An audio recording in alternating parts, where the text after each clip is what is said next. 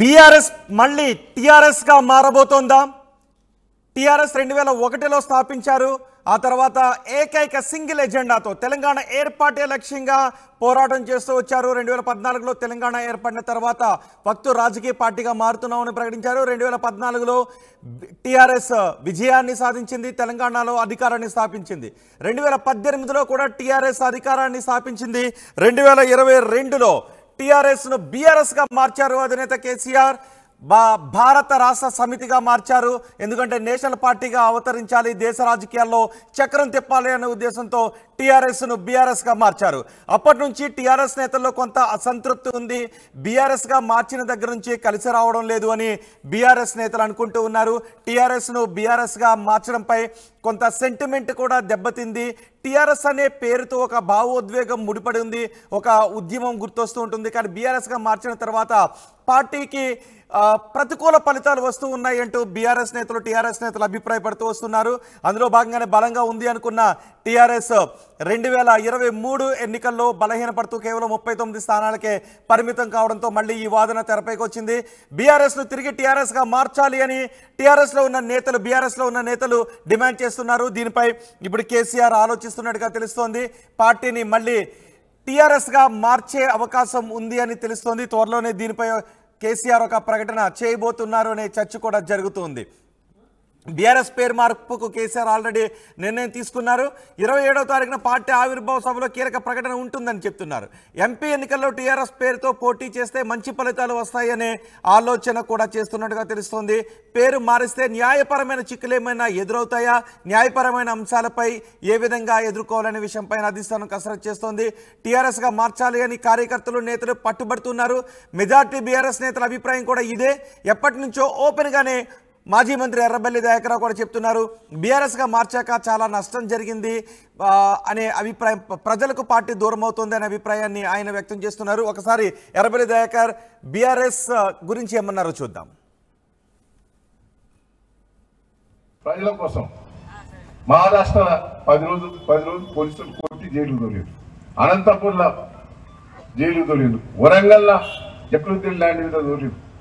ప్రజల కోసం పోరాటం చేస్తే జైలు పోయినా మళ్ళా బెదిరిస్తాను, నిన్న ఎలాలో ఇట్లని పోయడానికి సిద్ధంగా ఉన్నాను. మనం తప్పు చేయలే, 40 ఏళ్ళ నుంచి ఒక మచ్చలేదు, కావాలని బెదిరిస్తా ఉంటారు.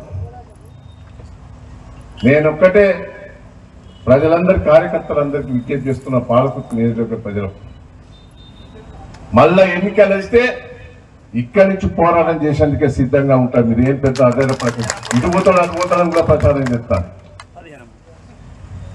మళ్ళా బీఆర్ఎస్ పార్టీ అంటే టీఆర్ఎస్ మాత్రమే చూస్తాను అనుకో, అదే టీఆర్ఎస్ పార్టీ తరఫున నిలబడదాం. బీఆర్ఎస్ ని టీఆర్ఎస్ గా మార్చాలి అని నేతల నుంచి, టీఆర్ఎస్ కేడర్ నుంచి కూడా ఒత్తిడి వస్తుంది. దీన్ని సానుకూలంగా కేసీఆర్ పరిశీలిస్తున్నట్టుగా తెలుస్తోంది. త్వరలోనే దీనిపై ఒక ప్రకటన చేసే అవకాశం ఉందని కూడా తెలుస్తుంది. మా ప్రతినిధి మధుతో మాట్లాడదాం. మధు, కేసీఆర్ ఆలోచన ఏంటి? టీఆర్ఎస్గా మార్చే అవకాశం ఉందా? ఇప్పటికే నేషనల్ పార్టీగా అవతరించాలి అని ఆంధ్రప్రదేశ్లోనే ఒక శాఖను ఏర్పాటు చేశారు. అటు మహారాష్ట్రలో కూడా పార్టీ విస్తరణ దిశగా ముందుకు వెళ్తున్నారు. మళ్ళీ ఇప్పుడు టీఆర్ఎస్గా మార్చే అవకాశం ఉందా? ఎగ్జాక్ట్లీ 2 సార్లు తెలంగాణలో అధికారం చేపట్టిన తర్వాత పార్టీని దేశవ్యాప్తంగా విస్తరించాలి అనేటువంటిది కేసీఆర్ ఆలోచన.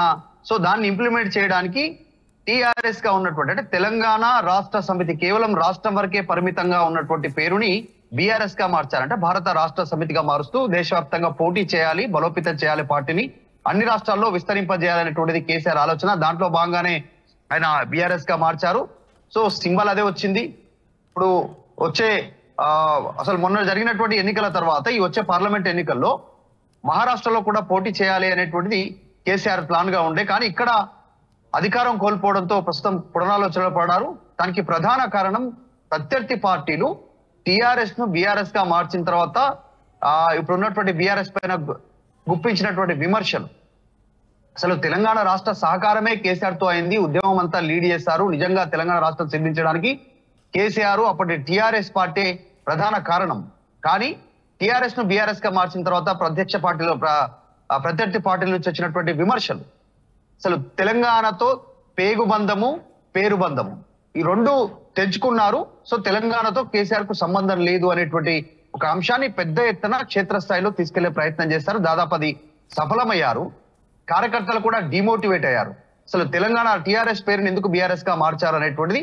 ఆ తర్వాత అనేక పరిణామాలు జరిగాయి. ఎన్ని విమర్శలు వచ్చినా ఏమొచ్చినా కూడా భారత రాష్ట్ర సమితిగా మొత్తం దేశవ్యాప్తంగా తెలంగాణ ముద్ర చూపిస్తాము, తెలంగాణ డెవలప్మెంట్ ఎజెండా ఏంటో చూపిస్తాం అనేటువంటిది వెళ్లారు. మహారాష్ట్రలో విస్తృతంగా పర్యటించారు. అక్కడ విస్తృతంగా పార్టీలో రిక్రూట్మెంట్ చేసుకున్నారు. అక్కడ పార్టీ అధ్యక్షులు కేటాయించారు, పార్టీ ఆఫీసులు ఓపెన్ చేశారు, భారీగా ప్రకటనలు చేశారు. అక్కడికి 500-400 కార్లతో కేసీఆర్ ర్యాలీ వెళ్లారు. పలు సందర్భాల్లో అనేక మందిని కలిశారు అక్కడ. తర్వాత ఆంధ్రప్రదేశ్ లో ఒక శాఖను ఏర్పాటు చేశారు. తర్వాత బీహార్ లో కూడా ఏర్పాటు చేయాలని ఆలోచన చేశారు. ఆర్ఎస్ఎస్ సంబంధించినటువంటి పట్టుకొమ్మ ఆర్ఎస్ఎస్ పుట్టిన కేంద్రమైనటువంటి నాగ్పూర్ లో కూడా ఆఫీస్ ఓపెన్ చేశారు బీఆర్ఎస్ పార్టీకి సంబంధించి. సో ఇవంత వరకు ఓకే, అధికారం ఉన్నంత వరకు. కానీ మొన్న అధికారం పోయిన తర్వాత రియలైజ్ అవుతున్నట్టుగా తెలుస్తా ఉంది. బీఆర్ఎస్ పార్టీకి సంబంధించినటువంటి పార్లమెంటరీ సన్నాహక సమావేశాలు జరిగాయి ఓటమి తర్వాత ఇమీడియట్లీ.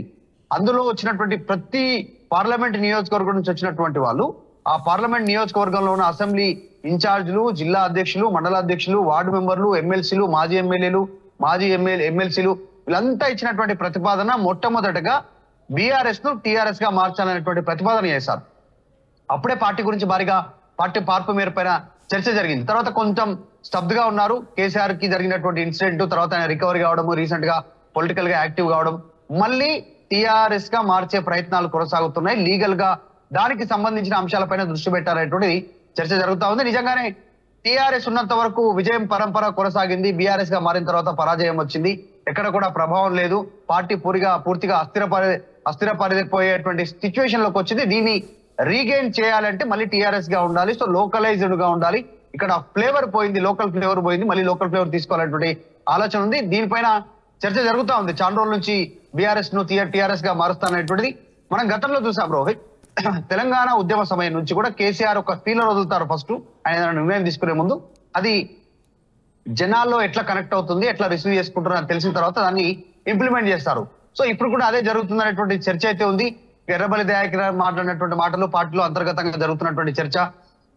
ఒక సందర్భంలో కేటీఆర్ స్వయంగా మాట్లాడారు, టీఆర్ఎస్ గా మార్చమని కార్యకర్తల నుంచి ఒత్తిడి వస్తుంది అనేటువంటి. సో మొత్తం టీఆర్ఎస్ శ్రేణుల నుంచి తీవ్రమైనటువంటి ఒత్తిడి ఉంది. పేరు మార్చాలి, టీఆర్ఎస్ గానే ఉండాలి, టీఆర్ఎస్ గానే మనం పోరాడాలనేటువంటిది.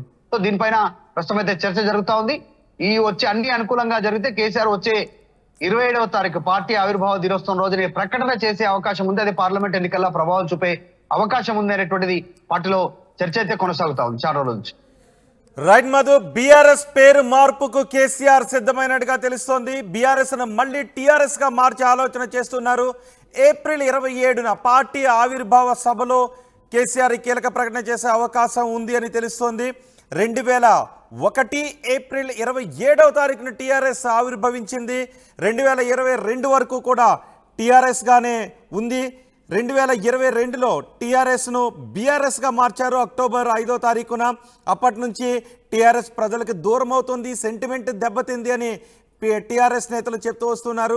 2003 ఎన్నికల ఫలితాల తర్వాత పేరు మార్పుపై విస్తృతంగా చర్చ జరుగుతుంది. కీలక నేతలంతా పేరు మార్చమని కోరుతూ ఉన్నారు. మళ్ళీ పేరు మారిస్తే ఏదైనా న్యాయపరమైనటువంటి చిక్కులు ఎదురయ్యే అవకాశం ఉందా, వాటిని ఎలా ఎదుర్కోవాలనే విషయంపైన ఆలోచిస్తున్నారు. అంతేకాదు ఇప్పటికే దేశవ్యాప్తంగా విస్తరించాలి అన్న ఆలోచనతోనే టీఆర్ఎస్ను బీఆర్ఎస్గా మార్చారు. ఆంధ్రప్రదేశ్లోనూ ఒక శాఖను ఏర్పాటు చేశారు.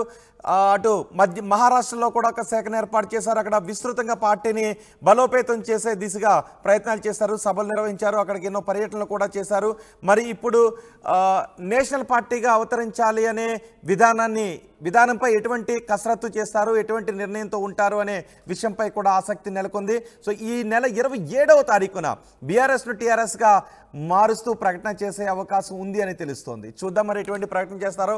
అలాగే జాతీయ స్థాయిలో విస్తరించాలి అనే విషయంపై కూడా కేసీఆర్ ఎటువంటి ప్రకటన చేస్తారో చూద్దాం.